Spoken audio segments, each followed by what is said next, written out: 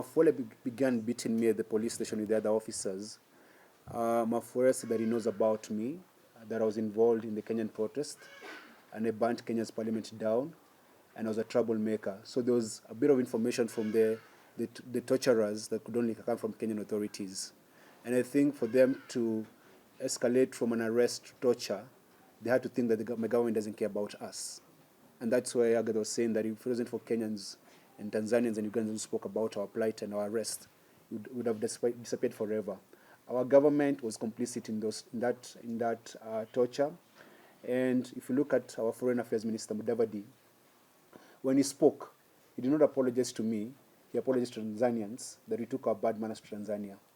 So it's very clear that our government had a role to play in our torture. So it's maybe anecdotal. We don't have any proof that they were involved, but there's corroborative evidence or circumstantial. When the president of Tanzania puts out a statement about how we were there to destabilize or something like that, I didn't read it, but the CDF in Uganda, who is also the president's son, Muhoozi Kainerugaba, sort of retweets, quotes the tweet and says, that's why she's my favorite, deal with them or something like that, you know?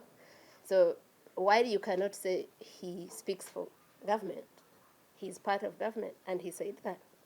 But also the fact that they didn't raise a finger, apart from the ambassador of Uganda to Tanzania, who also wasn't acting on behalf of government, but was acting because I have an uncle who was his comrade in the Bush War, because this is also part of the Museveni Bush War.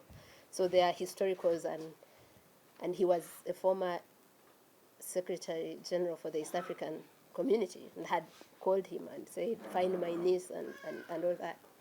I don't think he did a lot. He corresponded with my family a lot about me, but I don't think it was as Government of Uganda. It was an individual who has been asked for a favor by a former comrade.